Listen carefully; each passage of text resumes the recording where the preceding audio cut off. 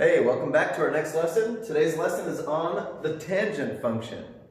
And we're going to dive deep into learning all about the tangent function and all sorts of ins and outs about it, as well as its graph.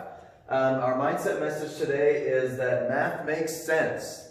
Now, I chose this specifically for this topic because I think often the approach when students are studying trigonometry, beyond geometry class, I guess, past right triangles, when we're learning it in this way on the unit circle, there's not a whole lot of sense that's made about the tangent function. It's kind of just told to you, this is how it is.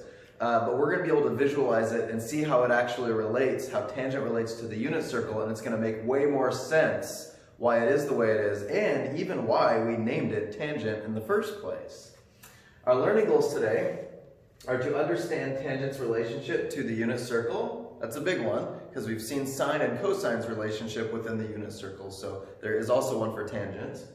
And to sketch and describe the graph of the tangent function. Those are the core things that we're going to be talking about.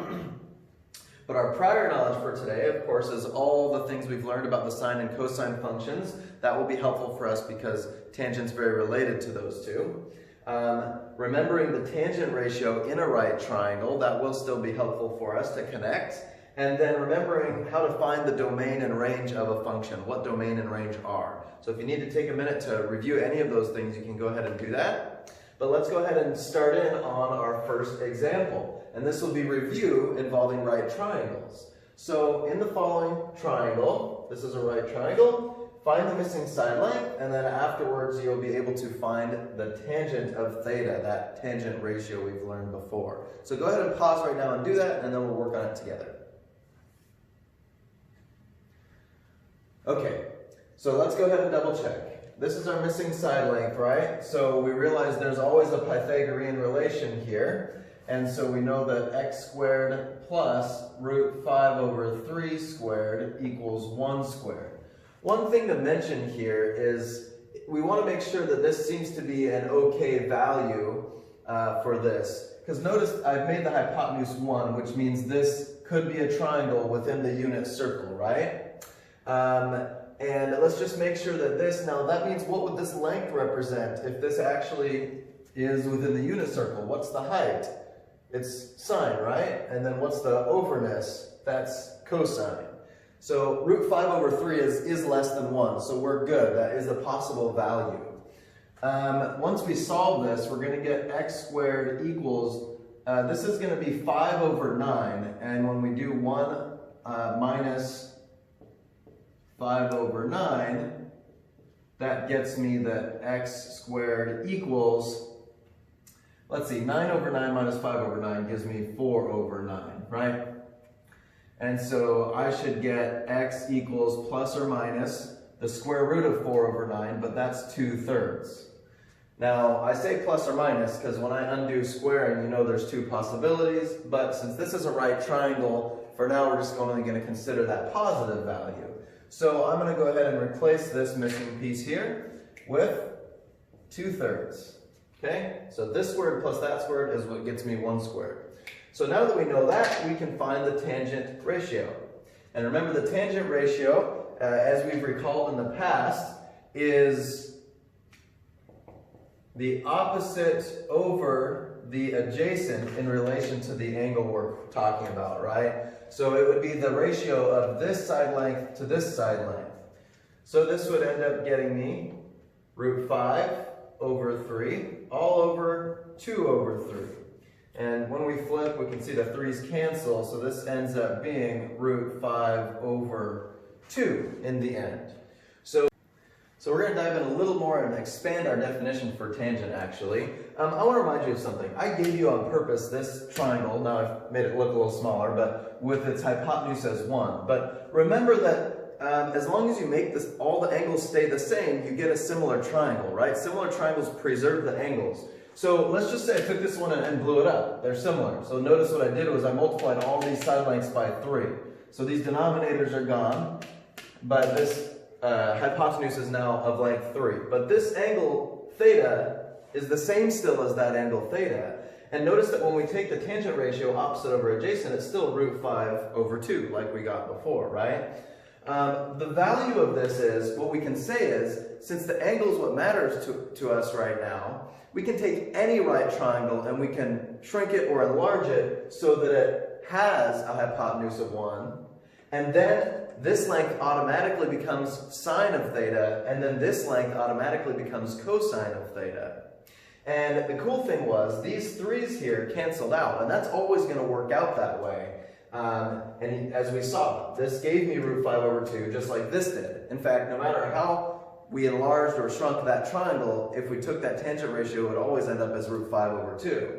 So our original definition of tangent theta equals opposite of our hypotenuse is actually better expressed, okay? And I'm going to write that because it really is better expressed as the opposite represents the height of the triangle. Now we're always going to assume theta is right here, or that we can position the triangle so that theta is right here. So that the opposite always correlates with the height, aka sine, and then the adjacent always corresponds with the overness, aka cosine. So right now, the better definition, and this is now a new identity I want you to put in your identity list, is that tangent theta is actually sine theta over cosine theta. But you could also just say y over x as far as the coordinates on the unit circle. So this is a big important identity here, and we'll be utilizing this to understand tangent as we go through this lesson.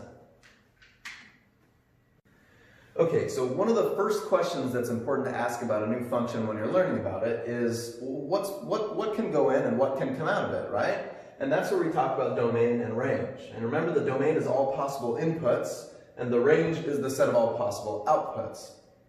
So what we're really saying is, what angles for theta, what inputs for theta here are possible to go in? Are there any that are impossible, that you can't, that don't work? And then what are the possible values that could come out? To understand this and answer this question, it's actually important to think of tangent as the ratio of sine over cosine of theta, like we just described. So this is where it will be very handy. Let's think about these two separately first, and their inputs and outputs, right? Their domain and range. If you think about sine theta's domain and range, and cosine theta's domain and range, both of those have a domain of all real numbers, and their range is everything from -1 to 1, inclusive, okay? And that's for both sine and cosine. Now, of course, they behave slightly differently as each other, but they still have the same domain, all real numbers, remember that symbol. And then their range, they just oscillate between -1 and +1, right?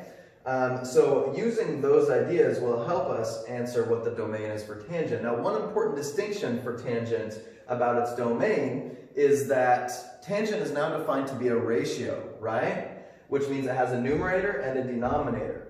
And by definition, hopefully a light bulb or a red flag comes up in your head there. By definition, if something is involving a ratio, there's going to be a problem in the domain when the bottom equals 0, right? Because dividing by 0 has no meaningful result, right? And we're going to kind of get more into what that means. Dividing by 0 is not going to give you anything numerical, but technically it equals infinity, which isn't a number really, right?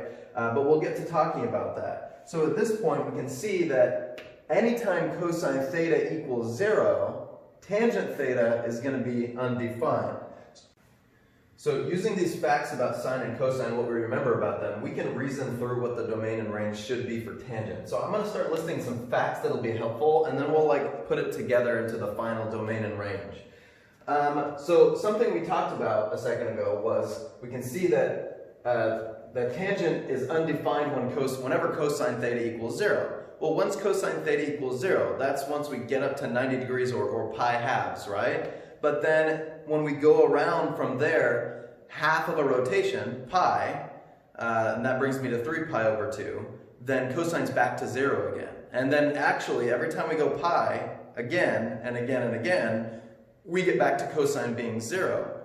So tangent has an infinite number of locations that it's undefined. And we can express it like this.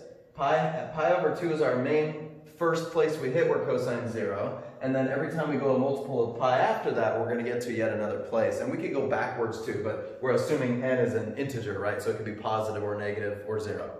Okay, so that's when tangent's undefined, and it seems to be defined everywhere else, just because cosine and sine themselves are defined everywhere in the first place. So that's helpful. So we've got domain down.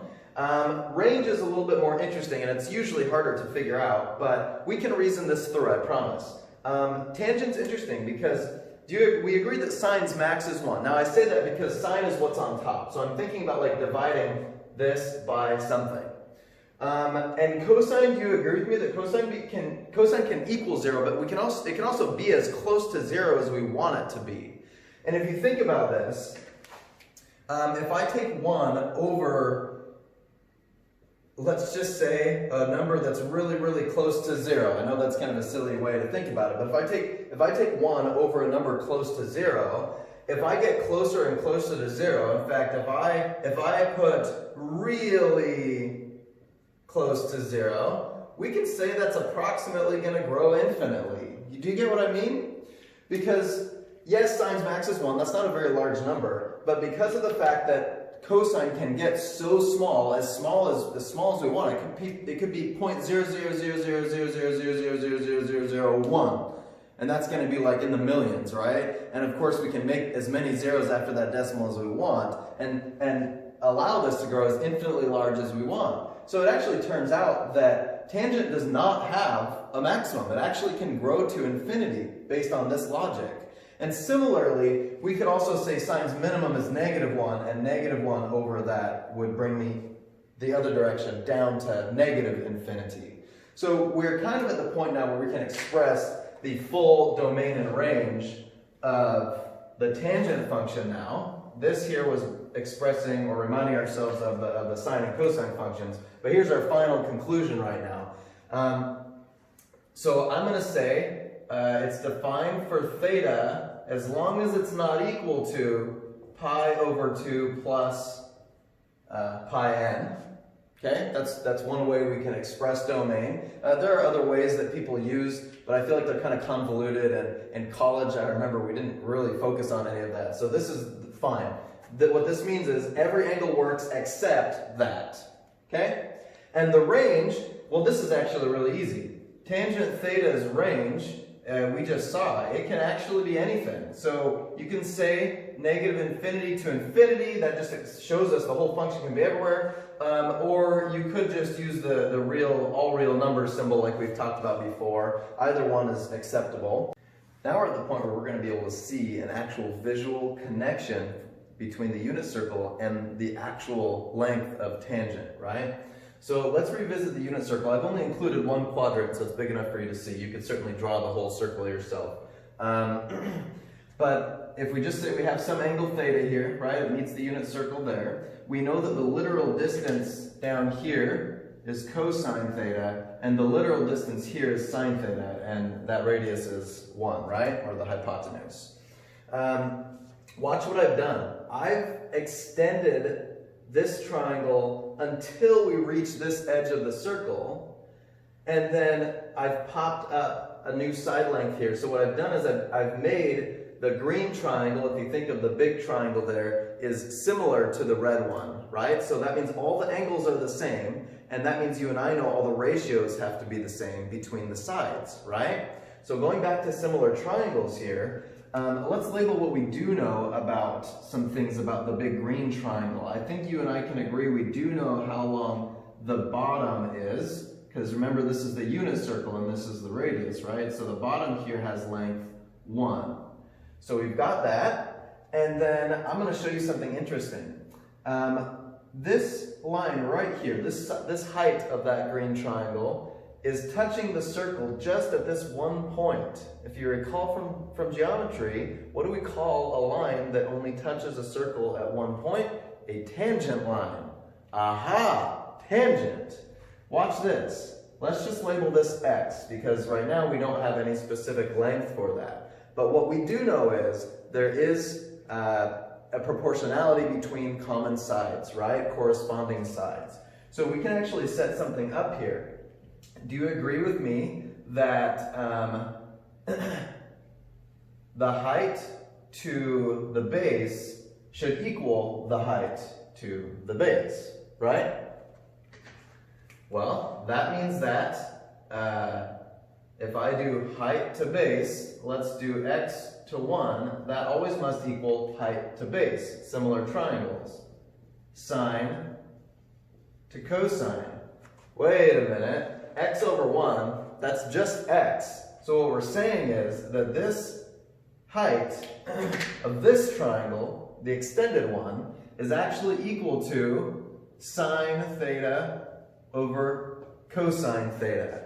So we could leave it at that, but we decided to name it its own function because it has its own special properties, and because this line here is tangent, we've called it the tangent function.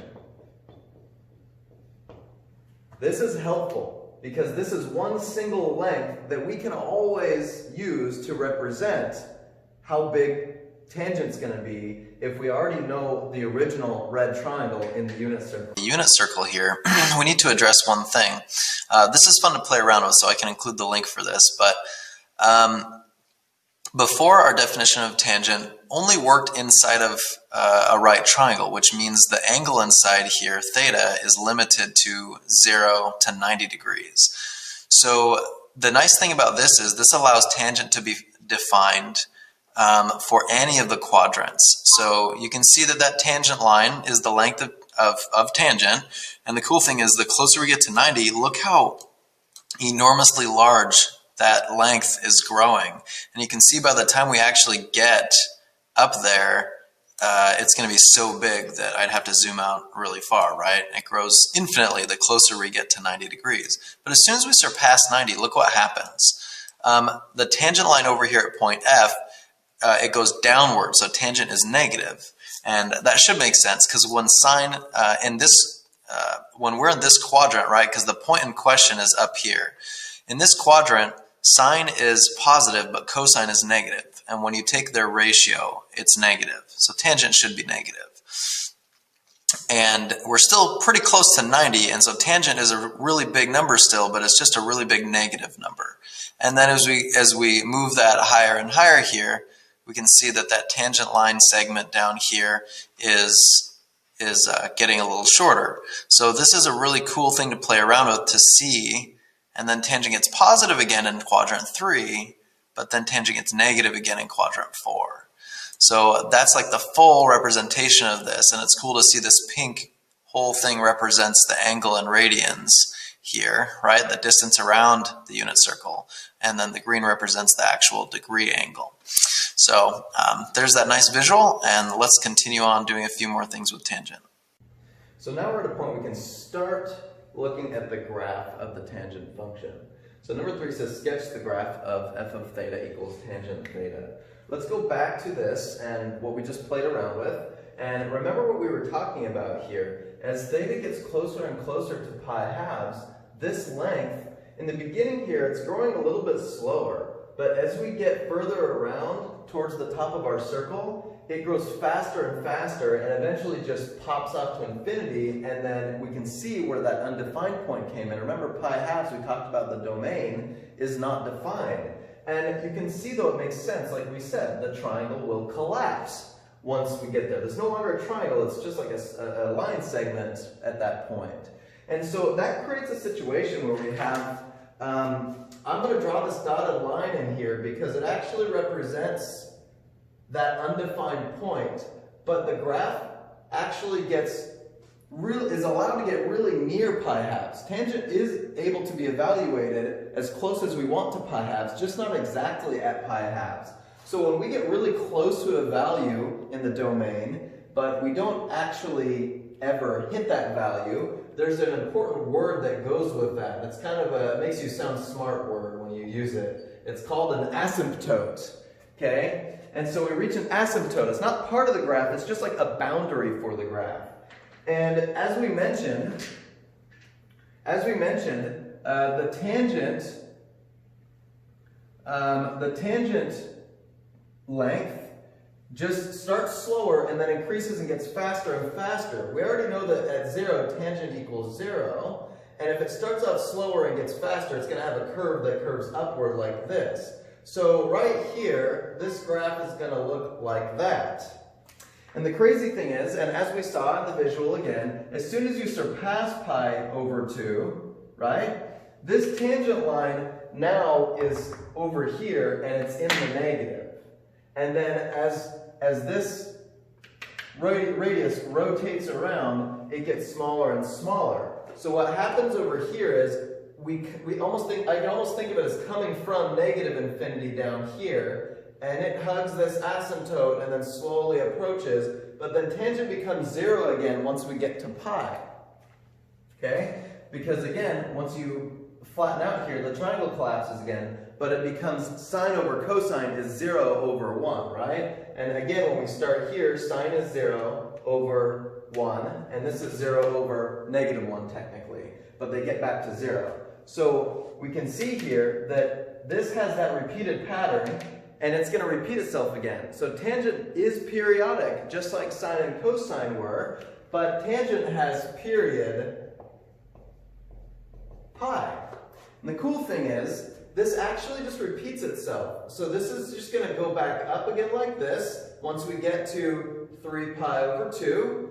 And then back here, this is going to go down here, and there's an asymptote there. And then it's just going to continue repeating itself in that same way.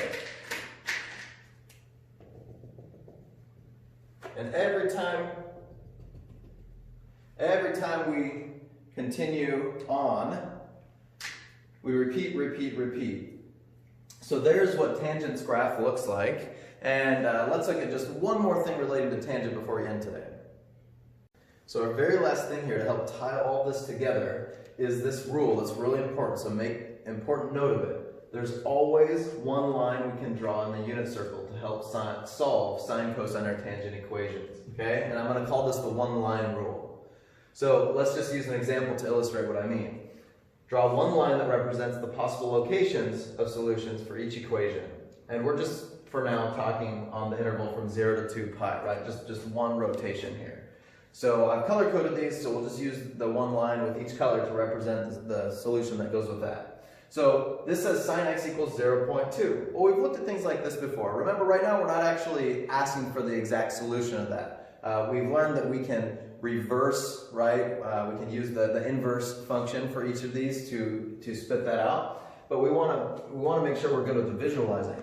And remember, since sine represents the y-coordinate, and we're wondering when is it 0.2, 0.2 is 1/5, right? So if we think of splitting this into fifths, I don't know if I'll do that great of a job. That's okay, 1, 2, 3, 4, 5. Okay, 0.2 is 1/5, right? So this is really the height we're looking at. So that one line rule means if I put a line here that has y-coordinate 0.2, then right here and right here represent the two locations where we could help find solutions, right? And so if I connect this, I get that angle or this angle that goes over to here. Let's go ahead and do cosine x equals negative 0.6. Well, again, now cosine represents the x-coordinate, so we're looking here at the overness, and 0.6 you could think of it as 3/5 actually. So again, if I did fifths, 1, 2, 3, 4, 5, so 3/5 is where I'm looking for cosine, and since, remember, we're talking negative, then here's a vertical line, and wherever it intersects the unit circle would represent the two important locations there, and if I find the angle that meets here, then that would be where the solution is. And then now for tangent, we want tangent x equal to 2, but remember the way tangent is correlated to the unit circle is this exact tangent line that meets here at the coordinates 1, 0. And if I want it to be an output of positive 2, then this length being positive 2 up here is going to be double. So I just estimated this being about double right at the top of my whiteboard here. And if that is 2, then this represents the length of tangent equaling 2. And if I want to solve the equation, meaning I want to figure out what angle that is, remember that just means the angle that correlates with the triangle here if I extend this all the way up. So this angle right here would be an angle that solves that equation. Now, one thing to remember though is if we actually keep this line cutting straight through, there's an important point on the unit circle, and then like let's say right there is the other important point. So this line, this dotted line, as it swings around, we actually have one angle here, but then we have another angle that's going to represent pi more than that once we get to the other side. And that should make sense, because remember, if tangent's positive, it's sine over cosine. So anything up here is going to have a match down here for tangent, because this sine and cosine are both negative. So when you take their ratio, they'll become positive. And up here, they're both positive, so of course tangent's still positive. So when I ask tangent equaling 2, there's going to be something in this quadrant and that quadrant to lead to any positive tangent value. And same thing goes with a negative. A negative can be made by a negative sine over a positive cosine, or a positive sine over a negative cosine. So if tangent were to be negative, I would have an angle here, but also an angle here that could result in that. So each of these situations actually has two possibilities. The 2 for sine, the 2 for cosine, and then the 2 points on the unit circle there for tangent. So that'll do for our lesson today. It was a little bit of a long one, but that's okay. There's a lot to know about tangent. Happy math, and we'll catch you guys later.